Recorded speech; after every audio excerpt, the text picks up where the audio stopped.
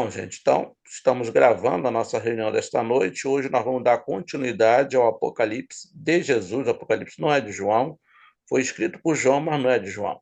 Como nós falamos, a comparação com o livro mediúnico, com o livro de Chico Xavier, por exemplo, Chico Xavier escreveu Paulo Estevam. Não, a autoria é do Emmanuel. Emmanuel escreveu. Chico Xavier ele foi um médium. Como ele dizia, ele era um carteiro.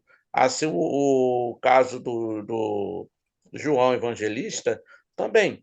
Só que ele não era uma psicografia, era uma vidência. Ele via aquilo e transcrevia com as suas próprias palavras. Ele era um médium consciente. Então, ele via e transmitia através da clarividência, através da vidência e através da pré-cognição também. Tinha várias faculdades anímicas, ou chamadas medianímicas, que seria a terminologia mais adequada. A gente fala muito em mediunidade ou animismo, mas existe um intermediário entre o animismo e a mediunidade, que a gente chama de medianimidade. Inclusive, lá no vocabulário espírita do Livro dos Médios, lá no capítulo 31, 32, a terminologia está até um pouco equivocada lá. Kardec coloca de uma maneira um pouco equivocada, mas o termo correto seria medianimidade, que está intermediando entre os dois, e que é muito bem desenvolvido no livro Nos Domínios da Mediunidade, no livro Mediunidade do Edgar Armand, que vale a pena uma consulta, tá? Para ampliar os nossos entendimentos. Vamos começar? Nós estudamos na semana passada, até postei lá no canal, do capítulo 2 do Apocalipse até o versículo 12. Nós estamos vendo igreja por igreja. A igreja de Éfeso, que na verdade personifica o judaísmo, a igreja de Esmirna, que personifica o cristianismo, e estamos na terceira igreja, de Sete, que é a igreja de Pérgamo, a partir do versículo 12, 13, que o Pérgamo personifica o catolicismo. Hoje eu vou mudar aqui, eu vou botar uma outra Bíblia, que é uma Bíblia comentada, só que é comentada pelos nossos irmãos evangélicos. Então, tem algumas terminologias que nós vamos aperfeiçoar. Se confundir o pessoal, a gente volta para outra Bíblia que nós estamos utilizando nos meses anteriores. Nós temos várias Bíblias, e hoje é uma Bíblia comentada.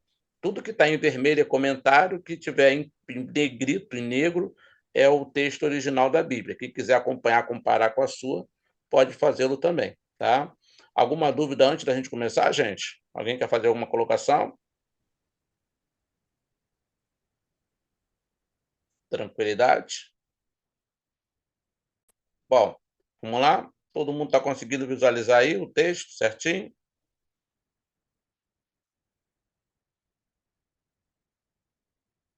Vou entender o silêncio como sim. Sim, Vamos lá então, gente. Então, o texto aí, bota aqui do versículo 12. Ao anjo da igreja que está em Pérgamo, está em negrito, tá? Aquele que tem a espada aguda de dois fios diz estas coisas. Então, é Jesus conversando com João Evangelista e ele está transmitindo essa comunicação. Um anjo seria dois tópicos: seria o mentor espiritual daquela igreja, né? Ou o próprio pastor, ou seja, o dirigente daquela igreja. Pérgamo está em Pérgamo, que é uma das cidades da Magna Grécia, tá? Ela personifica numa visão espiritual o próprio catolicismo. A gente vai lendo assim os versículos, nós vamos ver que se identifica bastante. Aí o comentário fala: conhece como igreja estatal que colocou as bases preliminares do sistema católico. Seu período abrange aproximadamente dos anos 300 a 500. Quando Jesus se refere a si mesmo, aquele que tem a espada aguda de dois fios, na verdade significa é, a revelação. Então, ele está falando a espada de dois gumes, aqui usa a terminologia de dois fios. Então, a espada de dois gumes é a revelação e a profecia. Ele está falando que o Cristo, tenho uma revelação, tenho alguma coisa para te dizer, além. Tá? No versículo 13 fala: conheça as tuas obras e onde habitas. Onde habitas o quê? Espiritualmente. Ele está falando da igreja, aquela igreja local que existia, e está se personificando a ideia central da mensagem, que está se referindo à igreja estatal, no caso, o próprio catolicismo. Tá? É, que é onde está o trono de Satanás, e retens o meu nome e não negastes a minha fé. ainda nos dias de Antipas, que foi minha testemunha fiel, o qual foi morto entre vós, onde Satanás habita. Então, vamos tentar aqui entender a linguagem daquela época, tá? Onde está o trono de Satanás? Então, ele está falando o quê? Satanás é um termo latino que depois é incorporado ao koiné, que vem de Satã, que personifica toda e qualquer coisa negativa. Essa igreja, ela estava passando por diversas modificações.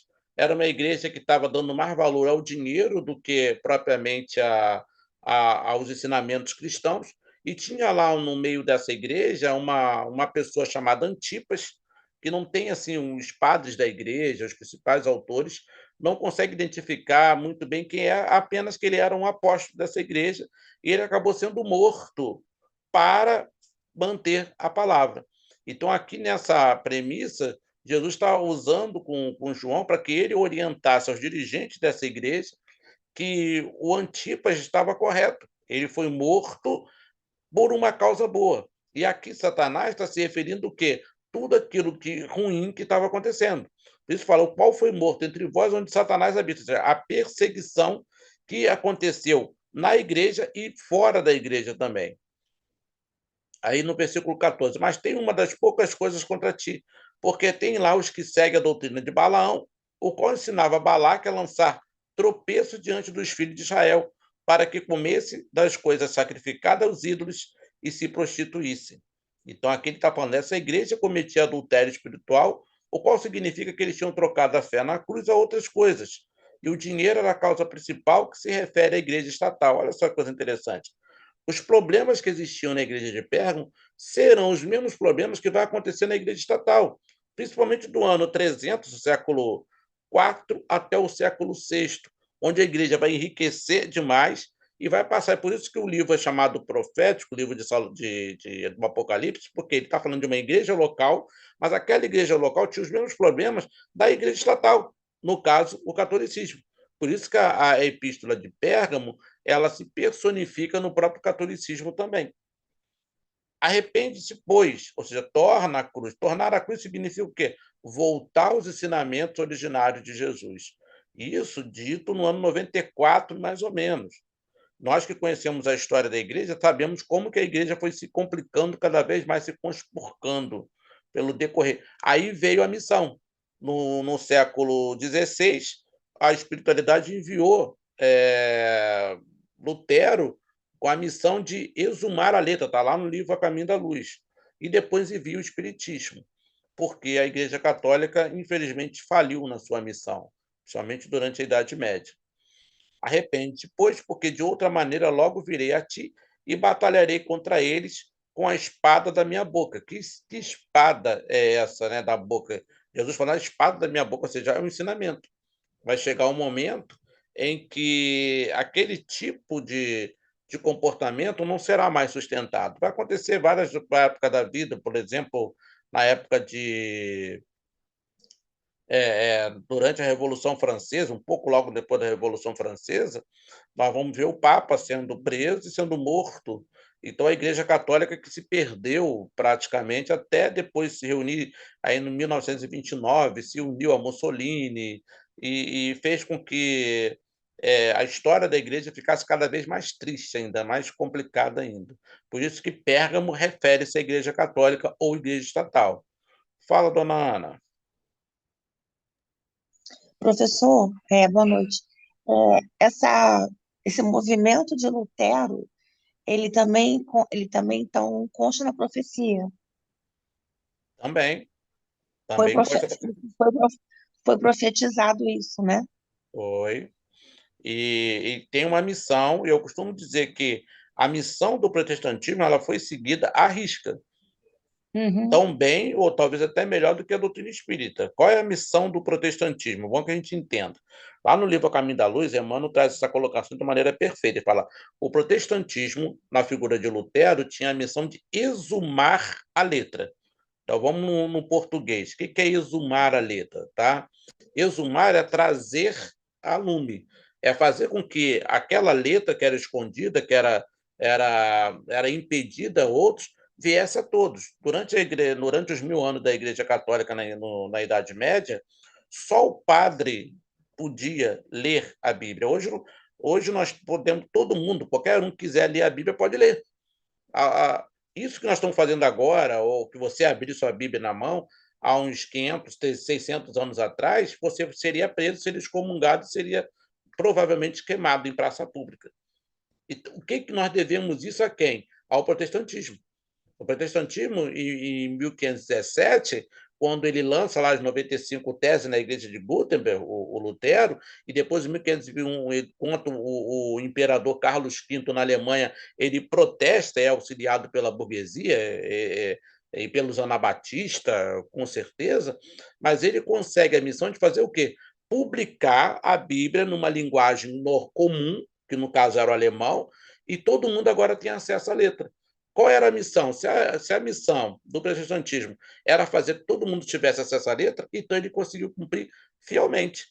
Ou você vê que hoje os nossos irmãos protestantes, mesmo interpretando de maneira equivocada, todo mundo lê. Eu tive alunos adultos que entraram para ser alfabetizados, trabalhei durante alguns anos como alfabetizador de adultos, e eu tinha vários alunos que eles queriam aprender a ler para poder ler a Bíblia.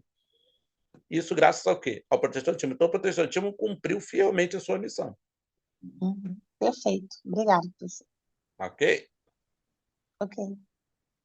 Vamos lá, gente. Dá continuidade, então. Hoje eu estou usando, como falei para vocês, a Bíblia comentada. Essa Bíblia comentada está acesso a todo mundo, quem quiser, chamada Bíblia do Expositor. Quem quiser pode ter acesso a ela pelo baixador, né? Aí aqui vem o versículo 7. O que tem ouvidos, ouça o que o Espírito diz às igrejas. Eu vou ler o preto, tá, gente? Depois nós lemos um comentário. O que vencer darei de comer um maná escondido, e lhe darei uma pedra branca.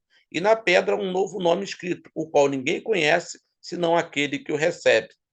Então, aqui, o que tem a ouvir, ouça o que o Espírito diz à igreja, ele está falando o quê? Está falando o que Jesus tem a revelar. É como se fosse quem tem ouvido de ouvir, ouça. Quem tem olhos de ver, Jesus utiliza várias vezes essa terminologia, que é o quê? É aquilo que muitas vezes está na nossa frente e a gente não percebe o que está acontecendo.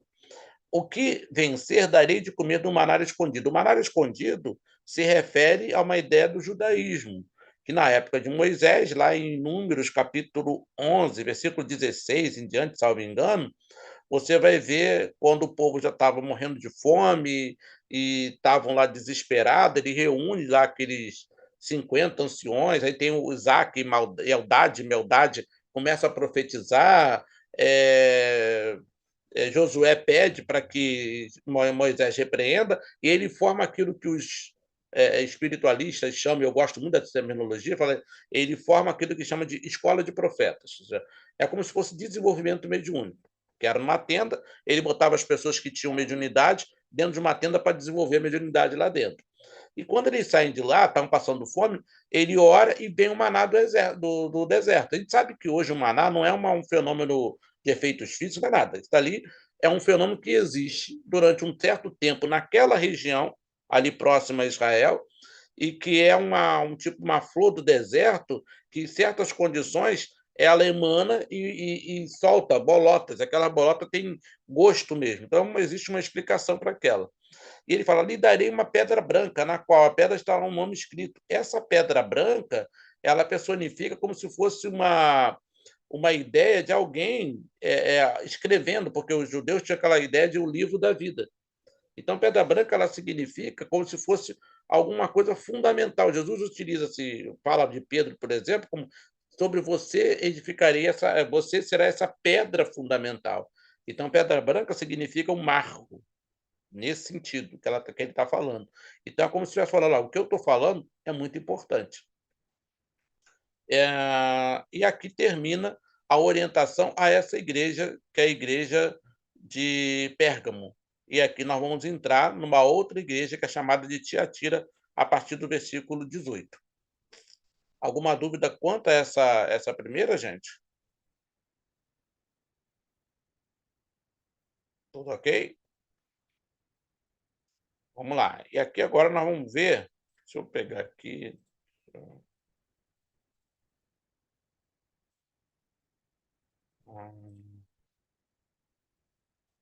eu pegar aqui.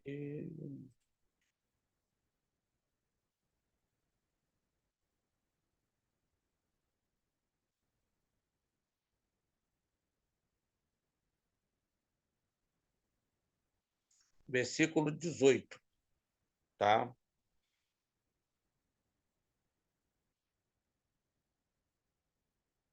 Tiatira.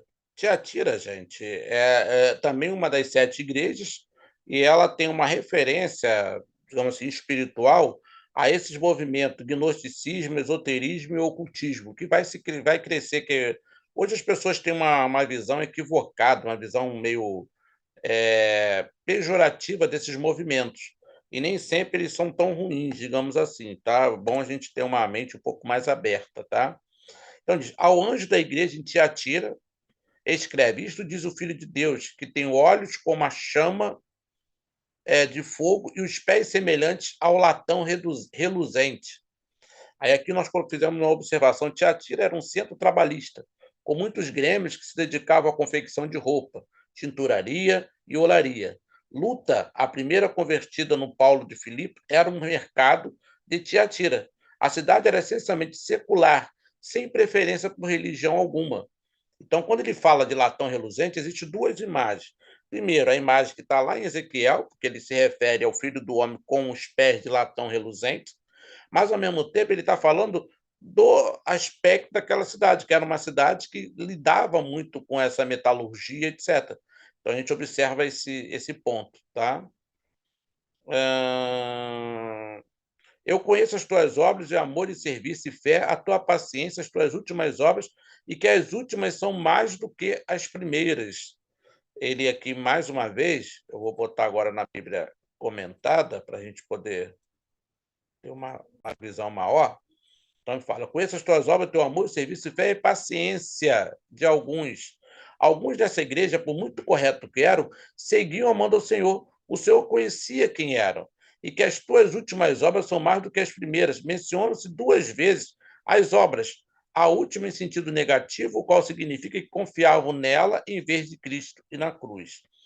É aquela ideia que as pessoas ainda têm de que a obra é como se fosse a caridade. Obra, quando se fala na Bíblia, gente, não se refere à caridade em si. Obras eram chamadas obras da lei. Era um aspecto que, durante quase 90 anos, o cristianismo ficou preso, que para você ser cristão, você tinha que ser judeu. Então, tinha que ser a circuncisão, etc. Então, está se falando nesse sentido. Tá? No versículo 20: mas tenho contra ti que permites que aquela mulher Jezabel, que se diz profetiza, ensinar e enganar os meus servos para que se prostituam e comam das coisas, sacrifícios oferecidos aos ídolos. Aí o comentário para o Senhor se refere aqui à fornicação, adultério espiritual, que significa que tinham abandonado a Cristo e a igreja. Jezabel é aquela prostituta lá do Velho Testamento. Aqui ele está se referindo a uma questão, não uma pessoa específica. Está se referindo aos erros dessa igreja, que lá tinha prostituição, tinha tudo. A gente muitas vezes pode achar uma coisa meio estranha. Essa semana nós estávamos vendo lá de um, não precisa dar o nome, o pessoal quem está antenado aí sabe, de um fulano, né, de um deputado federal, e que agora é candidato lá a prefeito lá na cidade de Cuiabá, e que ele fez dentro da igreja com outro homem, fez como se fosse um motel. E isso nós vemos, infelizmente, ainda hoje, em outros locais. Então, o que acontecia na igreja de Tiatira é o que estava, de certo modo, e que acontece ainda hoje. Então, ele está repreendendo, está pedindo para repreender. Ao mesmo tempo, aqui está se referindo a esses movimentos espirituais, gnosticismo, ocultismo, ou seja, que tem um lado bom, mas que também tem um lado negativo também. Então, há uma orientação dos dois lados. No versículo 21, lhe dei tempo para que se arrependesse da sua prostituição e não se arrependeu. Então, aqui o comentário: a igreja não prestava atenção à mensagem e, de fato, continua considerando até hoje em dia a salvação por obras, é evidente, né? Que, na verdade, está falando o quê? Não a salvação por obras, e sim aquilo que você precisa se adequar ao judaísmo para que você possa se converter ao cristianismo. Eis aqui, eu a jogo numa cama aos que adulteram com ela, em muito grande tribulação, se não se arrependerem de suas obras. A cama, né, está se referindo aos chamados falsos pastores, digamos assim, que é a ideia que se tem daquelas pessoas que estão ensinando errado, estão pegando ensinamento e estão ensinando de maneira equivocada. Ferirei os teus filhos com morte, e todas as igrejas saberão que eu sou aquele que esquadrinha os rins e os corações, e darei a cada um de vós segundo as vossas obras. Olha só que coisa interessante. Se você pegar ao pé da letra essa frase, vai ser uma coisa absurda, né? Jesus falando que vai ferirá de morte todas as pessoas que estão agindo daquele modo. É uma coisa assim meio de Velho Testamento, né? Uma coisa uma coisa meio absurda, né? Então, fala, ferirei de morte os teus filhos, e todas as igrejas saberão que eu sou aquele que esquadrinha a mente dos corações e darei a cada um de vós segundo as vossas obras. Então, aqui nós colocamos uma figura de linguagem forte que não pode ser levada ao pé da letra, que mata, entenda-se, consequências de suas ações. Não é que Jesus vai ferir, não é que a espiritualidade ou Deus vai ferir. Está falando que todas as nossas ações terão consequências que vão ser boas ou ruins.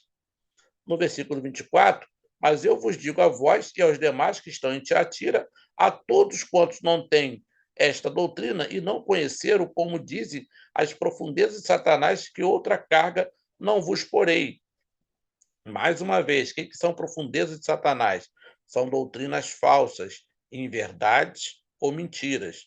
Até hoje, no seio da maioria das religiões, você vai ter uma série de inverdades, uma série de doutrinas equivocadas. Tiatira estava passando por esse mesmo processo. Por isso, eu repito, que o que aquela igreja passava, hoje a maioria das instituições religiosas passam também, quando não estudam em profundidade ou se prendem então somente a uma doutrina específica. Porém, o que tendes, retende até que eu venha. Olha só, está se falando que as verdades veladas, ocultas, os conhecimentos esotéricos, que está se referindo a Tiatira, como falei. Tiatira se refere o quê? Aquela igreja daquela época, ao mesmo tempo ao movimento gnóstico, o esoterismo com S, lembrando que existe uma diferença exoterismo e esoterismo. Esoterismo com S, lá de Aristóteles, são os conhecimentos ocultos, profundos. Exoterismo são aqueles conhecimentos que o vulgo pode compartilhar. Então, é uma diferença que Aristóteles fala para a gente. Aí ele vai fechar e fala: ao que vencer e guardar até o fim as minhas obras, eu lhe darei o poder sobre as nações, e com vara de ferro as regerá. Serão quebradas os vossos vasos de oleiro, assim como recebi de meu Pai. E dar-lhe a estrela da manhã. Quem tem ouvidos de ouvir, ouça o que o Espírito diz à igreja. Estrela da manhã está se referindo à recompensa. Então, ele fecha esse versículo dando orientação a essa igreja, e essa orientação ela cabe não só àquela igreja local, mas também a todo o movimento espiritual, de aprofundamento da verdade espiritual, principalmente os chamados conhecimentos ocultos, digamos assim. Gente, aí nós vamos entrar no próximo estudo dentro do conhecimento da igreja no capítulo 3. Tá? No capítulo 3, aí vai falar sobre Sardes. Sardes significa igreja carismática ou a reformada. Aí vai falar especificamente do protestantismo também, em outro espaço-tempo. Alguma colocação, alguma pergunta, alguma dúvida, alguma divergência? E nós estamos quase no final do nosso estudo já hoje. Louvado seja Deus, a conclusão que eu cheguei. É, quando ele fala, né, o vencedor que guarda até o fim as minhas obras, eu lhe darei poder sobre as nações, e com o cetro de ferro as regerá e as reduzirá a pedaços como se fosse objeto de barro. Aí ele continua, assim como também eu recebi de meu pai, dar-lhe-ei ainda a estrela de amanhã, quer dizer, a estrela d'alva, né? Está falando, né? E quem tem ouvido de ouvir, ouça o que o Espírito diz às igrejas do Senhor. Como você falou. Aí conclui, louvado seja Deus, amém. Não, Ele está eu falando o acho. quê? Que todo aquele que caminha num processo certo, agindo de maneira correta, vai receber a recompensa. Assim como o mal, aquela pessoa que tem má intenção, aquele que tem boa intenção vai receber o que a doutrina espírita nos fala, né? Que nós vamos receber não só nessa vida, como nas outras vidas, ou como no plano espiritual, aquilo de acordo com o nosso mérito. É isso que ele está falando. Por isso que ele fala, quem tem ouvidos de ouvir, ou seja, quem quiser entender, entenda. Quem puder entender, que entenda. Isso é uma verdade. Alguns podem não acreditar agora, mas vai desencarnar um dia e vai se encontrar com isso, o resultado das suas ações. Entendi. Gente, nós agora concluímos o nosso estudo da noite de hoje. Vamos, então, fazer a nossa prece final. Alguém tem alguma colocação a fazer ou não?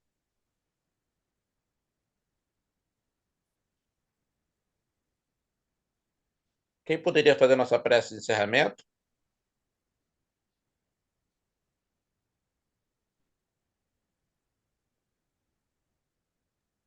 Eu posso fazer, professor? Pode? Ok. Pode começar? Pode, por favor. Agradecemos todos aqui reunidos, Senhor, a mais esse estudo, a mais a presença, mais um dia da tua presença em nossos lares, nesse grupo que se reúne para estudar a tua palavra. E pedimos, Senhor, que o Senhor nos conceda uma noite tranquila, uma semana tranquila, de paz, de segurança, que possamos continuar no próximo sábado, estudar mais um pouco sobre a tua palavra. Obrigada, Senhor, pela sua permissão de que hoje nós estejamos aqui, nesse momento, reunidos. Fica conosco, Senhor, durante toda essa semana. Que assim seja, graças a Deus. Que assim seja. Que seja, graças a Deus. Assim seja, gente. Muita paz, muita luz a todos. Em breve nós vamos abrir uma outra reunião, né? Nós vamos estar comunicando ao pessoal aí. É uma reunião de tratamento espiritual. Aí é uma reunião que tem uma diferente da nossa, né? Aí nós vamos estar comunicando ao pessoal. Provavelmente vai ser na segunda-feira à noite. Tá bom, professor. Boa noite. Obrigada a todos. Boa noite, professor. Boa Obrigado, noite. obrigado, Boa noite, Cláudio. gente. Fala, Maurício. Tá bom? Boa noite, Ana.